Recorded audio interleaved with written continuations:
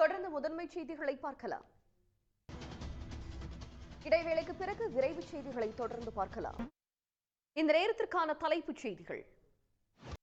பெஹல்காம் தீவிரவாத தாக்குதலுக்கு பதிலடியாக பாகிஸ்தான் மற்றும் பாகிஸ்தான் ஆக்கிரமிப்பு காஷ்மீரில் செயல்பட்ட 9 தீவிரவாத முகாம்கள் அழிக்கப்பட்டிருப்பதாக இந்திய ராணுவம் மற்றும் விமானப்படை தெரிவித்துள்ளது. பாகிஸ்தான் ராணுவ தளங்கள் மற்றும் பொதுமக்களுக்கு எந்தவித பாதிப்பும் ஏற்படாத வகையிலேயே ஆபரேஷன் சிந்தூர் தாக்குதல் நடத்தப்பட்டதாக விளக்கம் அளிக்கப்பட்டுள்ளது.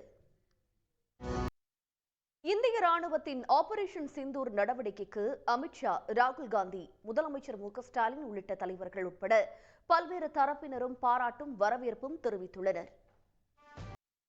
திமுக ஆட்சியின் 5வது ஆண்டு தொடங்குவதையொட்டி அண்ணா, கலைஞர் நினைவிடங்களில் மரியாதை செலுத்திய முதலமைச்சர் 214 புதிய பேருந்துகளை கொடியசைத்து தொடங்கி வைத்தார்.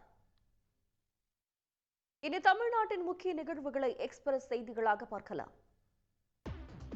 சென்னை அருகே நண்பர் ஒருதலையாக காதலித்த பெண்ணை அவருக்கு தெரியாமல் ரகசியமாக காதலித்து வந்த மற்றொரு நண்பர் வெட்டி கொலை செய்யப்பட்டுள்ளார்.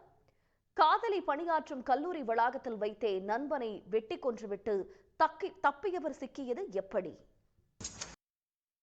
சூர்யாவின் ரெட்ரோ படம் 100 கோடி ரூபாய் வசூலை கடந்த நிலையில் சசிகுமார் நடிப்பில் வெளியாகி கவனம் ஈர்த்திருக்கும் டூரிஸ்ட் ஃபேமிலி திரைப்படத்துக்கு திரைகள் அதிகரிக்கப்பட்டிருக்கின்றன.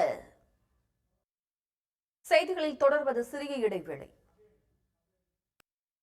உலகம் முழுவதும் நடைபெற்ற முக்கிய நிகழ்வுகள் சிலவற்றை முதன்மை செய்திகளாக இப்போது பார்க்கலாம். செய்திகளில் தொடர்வது சிறிய இடைவேளை.